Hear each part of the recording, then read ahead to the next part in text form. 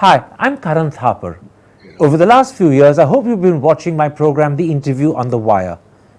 During that period, I've interviewed doctors, politicians, businessmen, scientists, authors, and even the occasional Nobel laureate.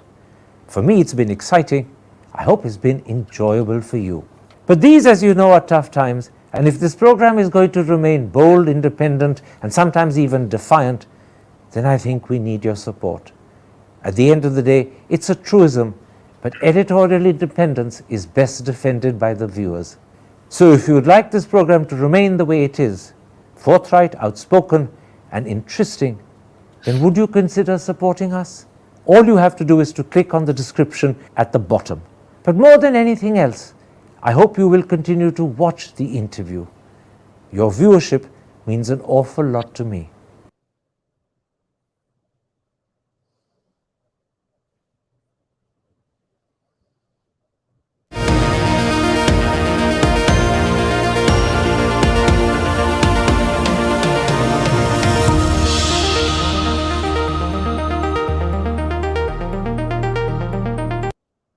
Hello and welcome to a special interview for The Wire.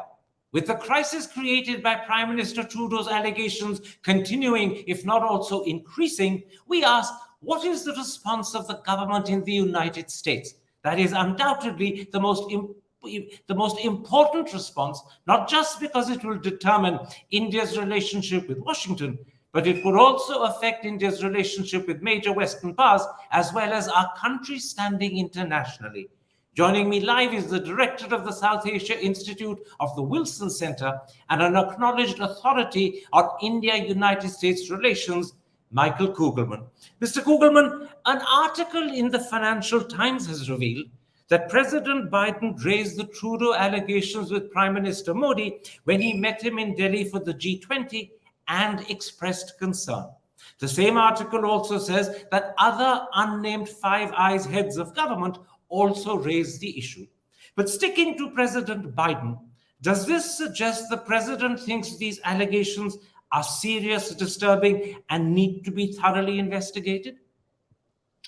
Yeah, absolutely. And, we could just recall what two top U.S. officials said in the last few days, Anthony Blinken and Jake Sullivan. They both essentially said that, these are allegations that need to be investigated. And Secretary Blinken, he very explicitly called on India to cooperate with Canada in the investigation, which is really the big ask that the Canadian government has been making of the Indians since day one. And it's not at all surprising that the U.S. government would take that position. Canada is, as we all know, a treaty ally of the United States, a close security and intelligence ally and a neighbor.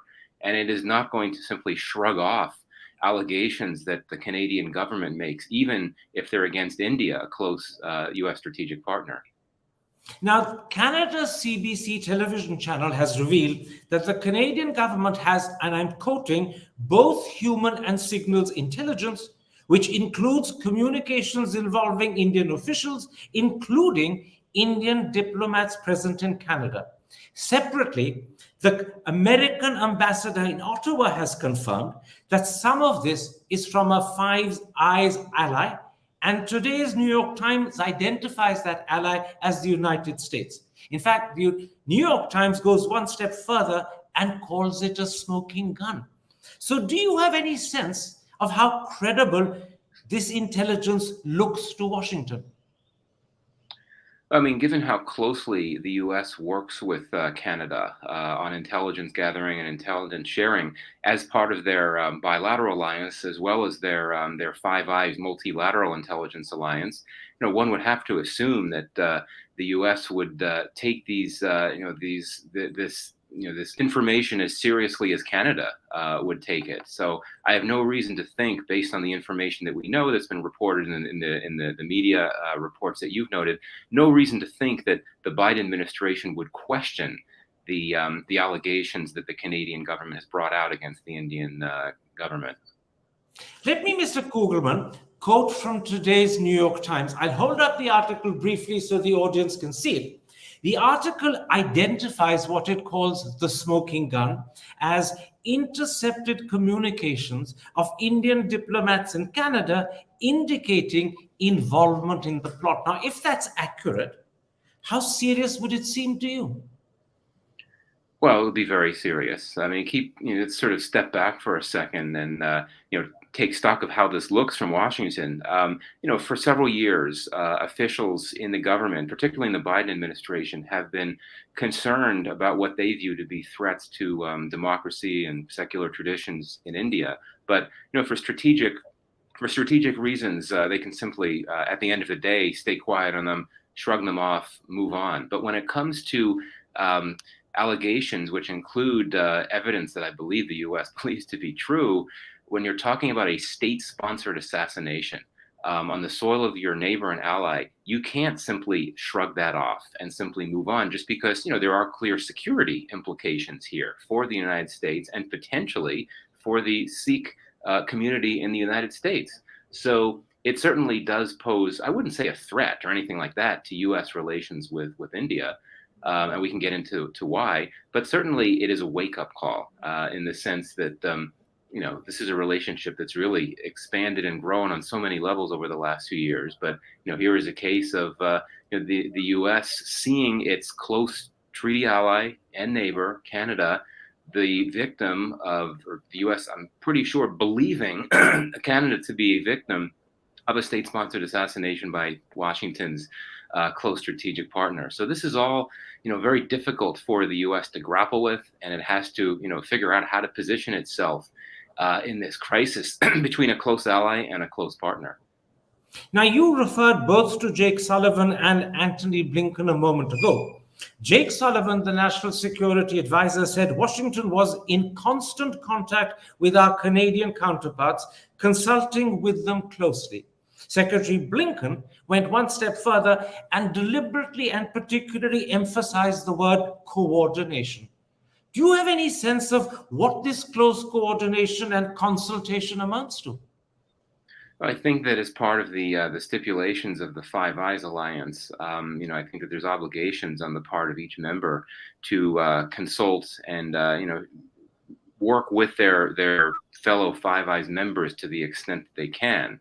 So I would think that once this assassination happened and once Canada began investigating it, I'm sure it called on its allies within this group to work with it to the extent that it can. Obviously, I don't know the technical specifics of this. I mean, this is intelligence. This is spycraft. It's hard to know. But again, the Five Eyes Alliance, the main reason why it exists is for countries to work together, and we're talking about really close special alliances to work together to help each other get to the bottom of very serious threats, and that involves sharing, gathering, consulting on all types of intelligence to the extent that each country is comfortable sharing it. So it was very clear from the start that Canada would have looked to its partners within this Five Eyes Alliance, but especially the United States for geographic reasons, right? It's easier for the U.S. to provide intelligence given that it's Canada's neighbor. So this is very significant, and there's been a lot of discussion about this Five Eyes Alliance, which I imagine many had never heard of before this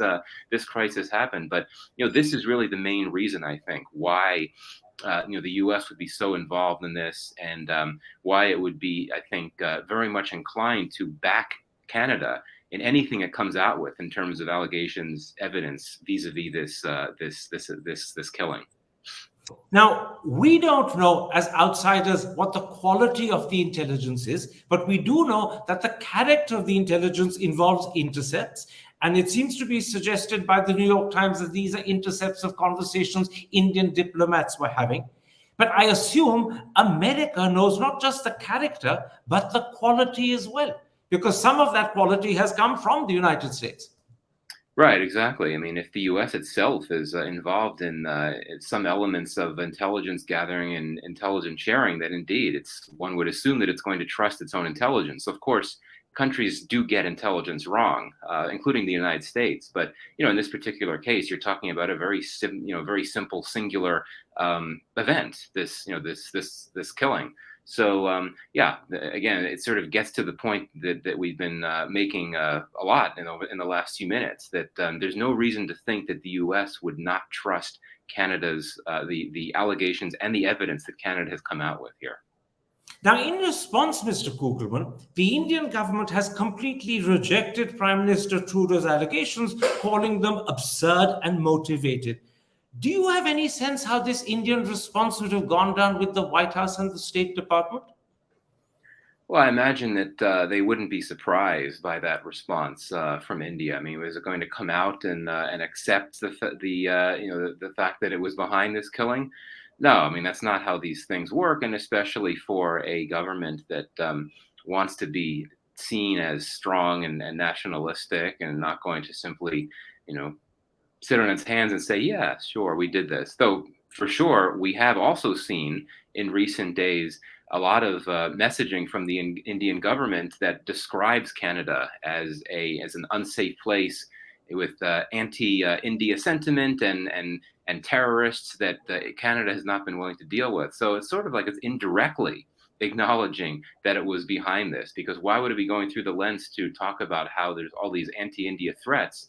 That suggests that India would have a good reason, in its view, to eliminate this individual. But again, I don't think that anyone in Washington is surprised about how India has responded. The expectation is that the response would be defiant, denial, exactly as we've seen. Now, in his press conference on Friday, Secretary of State Blinken spoke specifically that he would like to see, and America would like to see, full cooperation from India. He said it was essential to have accountability. Do you have any sense of how confident the Biden administration is that India will cooperate? I mean, it's hard to say, and given that this is, as I said before, this is Canada's main ask of India, that it cooperate in the investigation. It's something that the U.S., I'm sure, will really try to push. But again, India does not appear to be inclined to cooperate with Canada, whether because it feels it has something to hide or because it simply doesn't trust Canada, wouldn't trust an investigation, and given how bad relations are with Canada, it doesn't want to be part of any type of cooperation.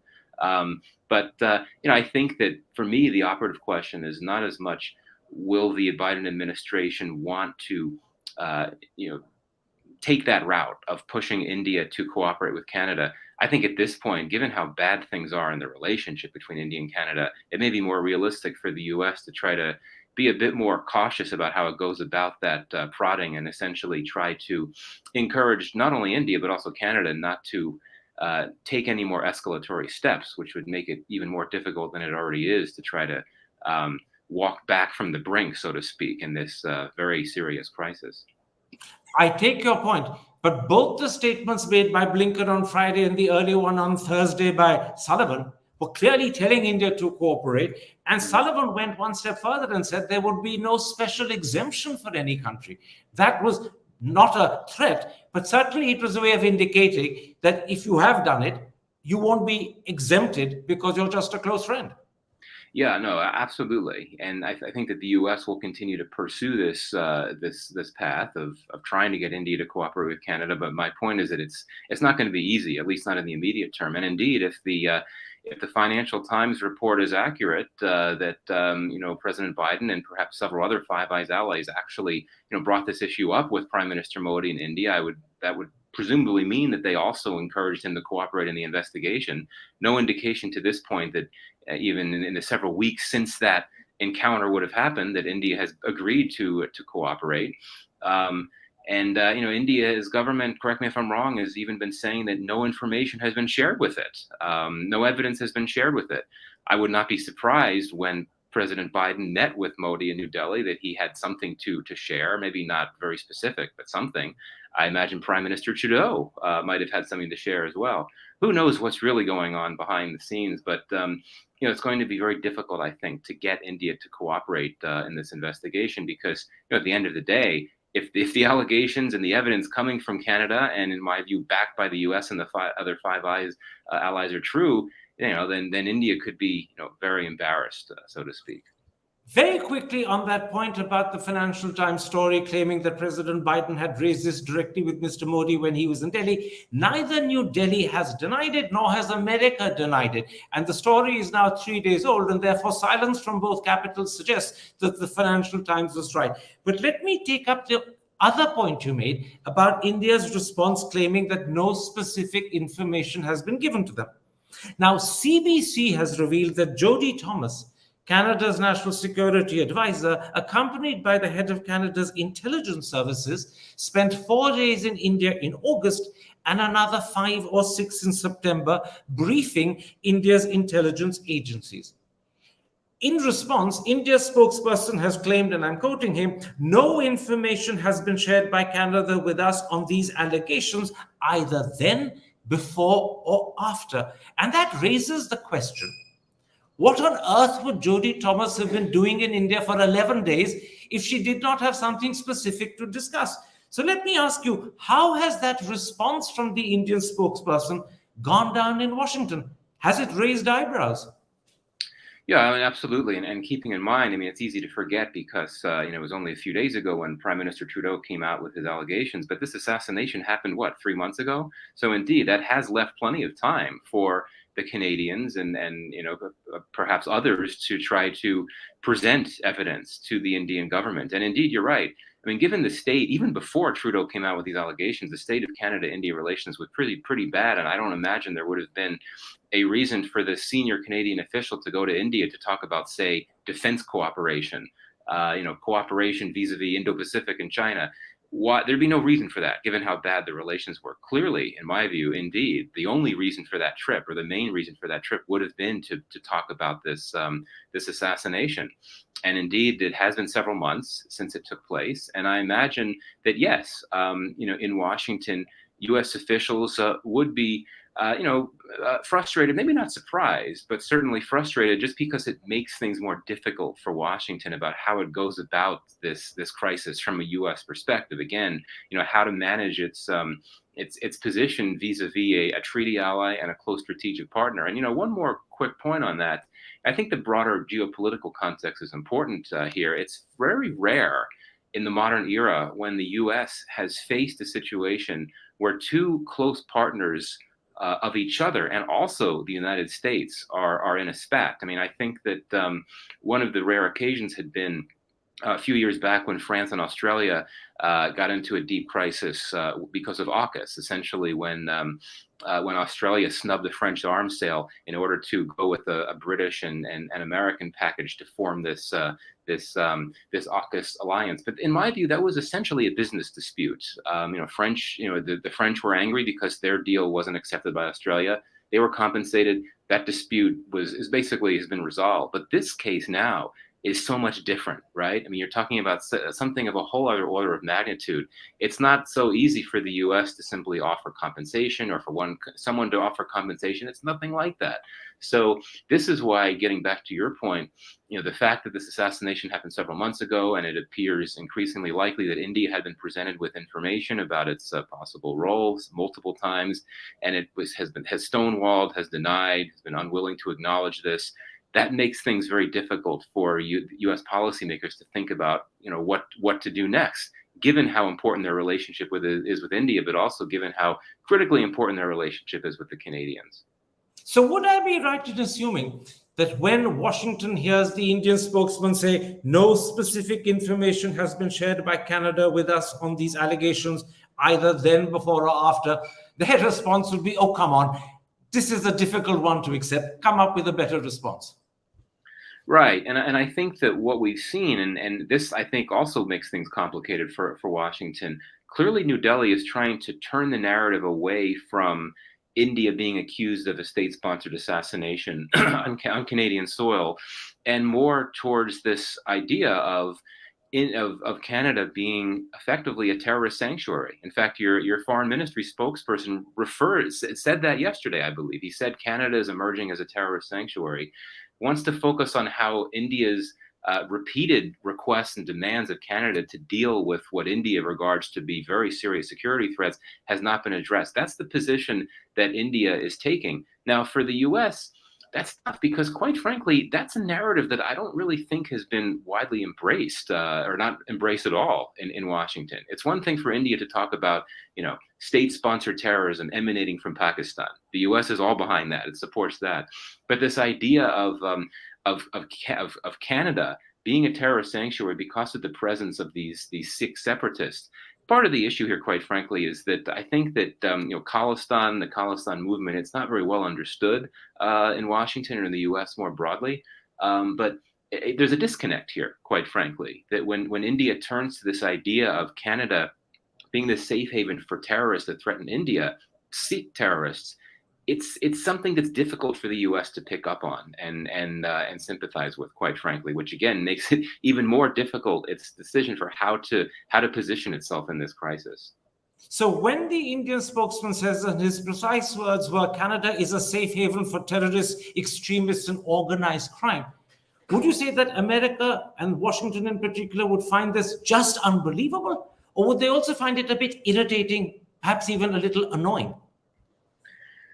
Well, I think they would find it frustrating in the sense that, yes, I mean, I'm sure that Washington would acknowledge and does acknowledge that you do have some elements of the Sikh diaspora that support Khalistan, and several cases in recent months, including one case in the United States where you had a protest that turned violent in front of an Indian diplomatic facility. And as I recall, I believe some months ago, there was a demonstration of Khalistan supporters outside the Indian consulate in San Francisco, and there were some disturbances. And I believe that the U.S. did issue a statement condemning what happened. But my broader point is that, on the whole, this is not a narrative that the U.S. is comfortable with, simply because it, A, doesn't have enough context. I think that many in the United States wouldn't necessarily remember what happened in India in the 80s and the early 90s and so on, when you had a full-blown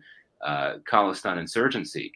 But, more so, there's disagreement in the sense that, from Washington's perspective, you have a vibrant Sikh diaspora in Canada and the United States, for that matter, and the vast majority of them are nonviolent, and most of them do not support a Khalistan movement. But India is clearly taking a very hard line, I think, grouping many of them together, considering anyone that expresses any type of sympathy for the idea of Khalistan as a terrorist.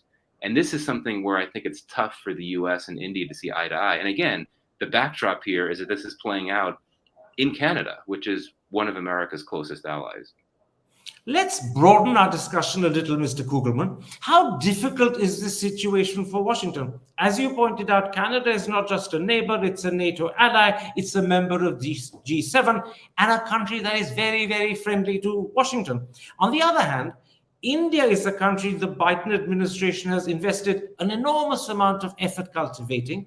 The president invited Modi to a state visit in June. India is a critical part of President Biden's Indo-Pacific strategy, as well as his critical attempts to contain China. So today, does President Biden find himself caught within a dilemma? Oh yes, absolutely. The simple answer is that it's stuck between a treaty ally and a strategic partner. And in reality, the U.S. of course wants to ensure that its relations with India are not impacted deleteriously by this crisis. And I can't emphasize enough how it's India's the flavor of the month every month in Washington these days. And listening to senior U.S. officials, both in public and private settings, just singing the praises of India and talking about how essential it is. And I would say that President Biden has long taken a personal interest in making the relationship with India a big one. And, you hear this rhetoric that in my view is somewhat exaggerated about India being America's most important partner of the 21st century. Biden has said that. Kurt Campbell, his Indo-Pacific coordinator at the NSC, has said that. Others have said that. So clearly, it's essential from Washington's perspective that nothing happened in this crisis that imperil U.S. relations with India. And yes, I mean the India is a counterweight to China. That's something that has strong multi-partisan support here.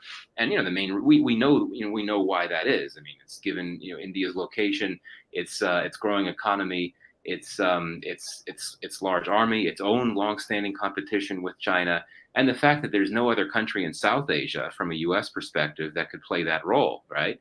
So, and then there's also the broader, market significance, commercial significance of India. So all kinds of reasons why the administration or any administration in Washington would not want to lose India or even see problems seep into the relationship. So yeah, the U.S. is in a very tough spot. But again, with Canada being it's one of its closest allies, I think in that sense, what we've seen so far from Washington is exactly what you would expect. What you would expect. I would describe the U.S. response as sympathetic but restrained. Sympathetic because it has to be sympathetic to the allegations and concerns of Canada, its ally, but also restrained because it doesn't want to come out and publicly condemn India, even if it feels that the evidence that it's seen is sound, which I imagine it does. And the question, though, is where do things go from here, right? What if India does not, if it continues to stonewall and continues to not be willing to cooperate in the investigation with Canada? Then what happens? But yeah, this is as I said before, this is a wake-up call for the United States, and this is a relationship with India that has really not faced any major crises for a number of years. Yes, during the Trump era, you had trade disputes and so on, but there really has not been a major crisis, perhaps going back to the Cobra Gotti affair, which you remember well, I'm sure. So it's a wake-up call that things are good with India, but you could still have situations ensue where there are problems. And final point on this, I think this is also a wake-up call for India in that it has realized that there are some disadvantages to strategic autonomy and to staying out of the U.S. alliance system, because you have a situation like this where India is accused of this very serious attack, and the U.S. will clearly side, at least initially, with its treaty ally. And even though India is a close strategic partner, the U.S. is not necessarily going to give India the benefit of the doubt. If India says, "Look, hold on, we weren't involved with this. This has to be seen a different way," the U.S. is going to be focused on what Canada is saying. Let's briefly pursue the question you raised. What would happen if India continues to stonewall? The word used in India is if we continue to try and brazen it out. Would people start to question the claim made by both governments that the United States and India have a relationship based on shared values? Today, has that claim been damaged or dented by Prime Minister Trudeau's allegations and the Indian response?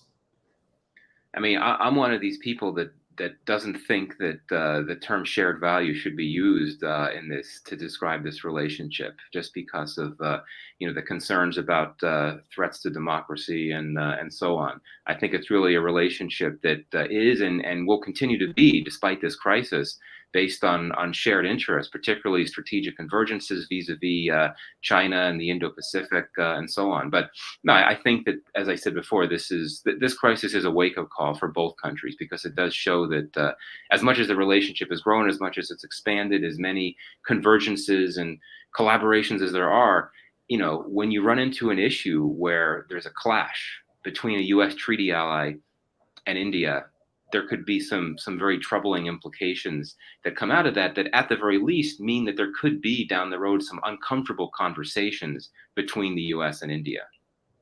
Up till now, when the American media or American academics like yourself have raised questions, very truthful and accurate questions, about India's democratic backsliding, about its treatment of Muslims, about its frequent attempts to muzzle journalists and newspapers, the administration has either ducked them or downplayed them, or even at times simply overlooked them. Could that start to change in the light of what has happened? Yeah, that's a very good question. Because the strategic imperatives of the relationship will remain intact, in my view, despite this crisis, I don't think that will happen. And as I had said before, I drew a distinction between U.S. concerns over threats to democracy in India and India being accused of a state-sponsored assassination. They're so different, right? I mean, the U.S. can't simply. I think it can continue to overlook these concerns about India's internal situation just because it doesn't want to rock the boat. It doesn't want to jeopardize those strategic ties and the strategic partnership because of the India factor. But it's a bit different when it comes to what's playing out now. So unless this crisis evolves in a way that there's reason to think that U.S.-India relations more broadly could be impacted, which I don't think there will be, I really don't see any change in the U.S. position, i.e. its decision to essentially maintain close to a radio silence about these concerns, about these things playing out inside India, and really just letting private conversations focus on those issues, even though when you have high-level engagements between U.S. and Canadian officials, U.S. officials bring these issues up very briefly, and then they move on to other things. I think that'll likely continue. Before I end, Mr. Kugelman, let me ask two questions that my countrymen at the moment are probably pretty loath to ask, but I think they need to be asked. If these allegations turn out to be true, and there is a huge if there, what will be the impact on India-US relations? I don't imagine we'll ever have watertight clinching evidence. But if the evidence is close to convincing and undeniable because it's so strong, most people will assume the case is established. In that event, what will be the impact on India-US relations? I mean, as I said, the strategic imperatives of partnership are so strong, I would argue that they're foolproof. I mean, let's be very clear. Washington's main priority in its foreign policy right now is China, is the competition with China. And so long as that's the case, I think that India will continue to be seen as that key counterweight. So that suggests to me that indeed, even if there is clear 100% smoking gun evidence that India was behind this, and the U.S. thinks that, I don't think that the broader relationship will suffer. But I think that there could be, as I said before, some uncomfortable, tense conversations that neither side would like to have. And I think from a U.S. perspective, it would focus on, this possibility. I think the U.S. could be concerned about threats to the U.S. homeland and to the Sikh community here. I mean, you don't have in the United States the level of activism, demonstrations that are showing support for Khalistan. You don't have that here on the level that you do in Canada, but there is some of that for sure. I mean, there is a sizable Sikh community here, and I had mentioned earlier this incident outside the Indian consulate in San Francisco some months ago. The U.S. will want to ensure that it doesn't have to worry about the possibility of what happened in Canada happening in the United States. A very awkward conversation that you don't want to be having with the country that you view as your biggest strategic bet in South Asia to help you wage this effort to counter China, Washington's biggest foreign policy priority. So, yeah, I think that the relationship will remain intact. And I should say also, given what's happened over the years, you've seen the relationship expanding on so many levels, trade, people to people, tech, education exchanges. There's a lot of trust and goodwill built into the relationship. So it can withstand shocks. And this is a shock, what we're seeing here. But I think the main issue would be that a new type of issue would come into the relationship, that being Washington having to grapple with the reality that India itself could potentially pose a security challenge to the United States if the U.S. believes that India was behind what happened in Canada and could contemplate doing something similar in the United States, as remote as a possibility as that may be. So that's how I would leave that. But if the United States were to conclude, or even half conclude, that India is a potential security threat to the United States itself, then surely would there still be no impact on the relationship? No, as I said, I mean, it would lead to some uncomfortable conversations that could chip away at some of that trust and goodwill that's emerged in recent years. And I don't want to overstate this idea of the U.S. looking at India as a potential security concern. Only if the U.S. is fully convinced that India was behind the assassination in Canada, and only if conversations with India to get something resembling an assurance that India would never contemplate something like that in the United States. Only then would that be something worthy of thinking about. But yeah, even the thought of that, even if we're talking about this, in a hypothetical sense, it's not what you want from a U.S. perspective, given how this relationship was proceeding swimmingly for so long, particularly over the last decade. Now, if the smoking gun the New York Times writes about today actually does turn out to be a smoking gun, could Quad and America's wider Indo-Pacific strategy, and India is central to both of them, could both of them survive intact, just like you believe the relationship could survive intact? Well, it's a good question, and here I think of Trudeau's messaging, in which he basically said that this assassination that he says India was involved in is a threat to the rules-based order.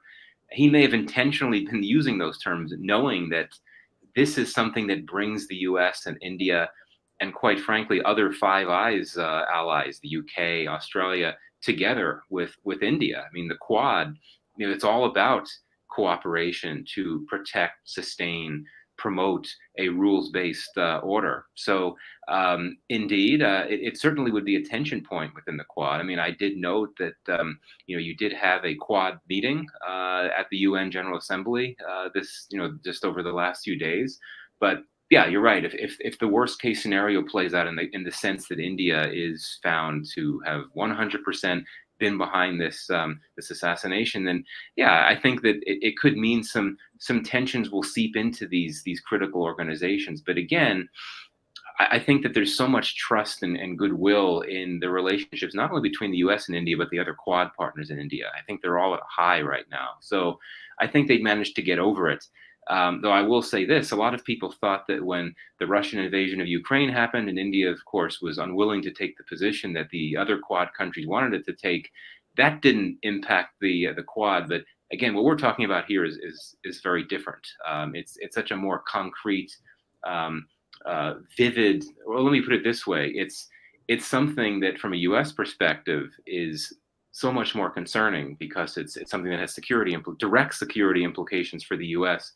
On its homeland. But let me say this. I mean, we haven't really acknowledged. We have to wrap up very briefly. Haven't acknowledged what the Indian position would be in response to some of what we're saying. I think that New Delhi and many of its supporters would say, well, look, you're talking about the rules-based order being jeopardized by an assassination on Canadian soil. What about what the U.S. has done in Iraq? Its own actions that it's taken, its own, to use Blinken's term, transnational repression. So there's always going to be that type of response. But I would argue that the very fact that many in India would come back with that response, that I think amplifies one of the lingering challenges for U.S.-India relations, right? I mean, these grievances harbored by India that the U.S. is hypocritical, a bully, and so on. This harkens back, to the Cold War era when relations were pretty bad. So another reason to think that again, this is a wake-up call for the U.S.-India relationship. For the sake of the audience, I'll point out that social media in India is full of references to General Soleimani, the Iranian leader, as well as Osama bin Laden, both of whom were taken out by America by what Blinken calls transnational reprehension. And that is certainly part of the hypocrisy Indian social media is pointing out. But my last question, in these circumstances, what is the likelihood President Biden would accept Prime Minister Modi's invitation to be chief guest at Republic Day next year? Ambassador Garcetti has gone public a couple of days ago to say that, in fact, President Biden has been invited, but hasn't made up his mind. Now, against the background of everything we're talking about, what are the chances he'll want to come to India? Yeah, that's a great question. I've been thinking about this a lot myself. I mean, it still is a few months away, and I don't know if he needs to give a response anytime soon. I imagine that he'll at least want to wait until there's more till he's had a chance to see more evidence coming from Canada. I have no reason to think that he would decline, just because, as I said before, he is so personally invested in this relationship working. So even though if he's concerned, worried about about what's happened, again, especially if he thinks India was behind it, I don't think that he would let this issue get in the way of him accepting that invitation. Though if he did decide to not to accept it, a different reason would be cited. I just think that the optics of that would be very dangerous for the U.S.-India relationship. Now, President Trump, as I recall, he had turned down an invitation for that, but then he went later anyway on a trip. So I think for Biden just to say no, thank you, and move on, that would be very trouble. The optics would be not good for the relationship. But let's see. My inclination is to think that he will go, unless something really crazy comes up in the next few weeks. But my he likely will go. Mr. Kugelman, thank you very much for a comprehensive, detailed, and eye-opening interview. I'm very grateful to you. Thank you. Really appreciate you having me. Hi, I'm Karan Thapar. Over the last few years, I hope you've been watching my program, The Interview on the Wire. During that period, I've interviewed doctors, politicians, businessmen, scientists, authors, and even the occasional Nobel laureate. For me, it's been exciting, I hope it's been enjoyable for you. But these, as you know, are tough times, and if this program is going to remain bold, independent, and sometimes even defiant, then I think we need your support. At the end of the day, it's a truism, but editorial independence is best defended by the viewers. So if you would like this program to remain the way it is, forthright, outspoken, and interesting, then would you consider supporting us? All you have to do is to click on the description at the bottom. But more than anything else, I hope you will continue to watch the interview. Your viewership means an awful lot to me.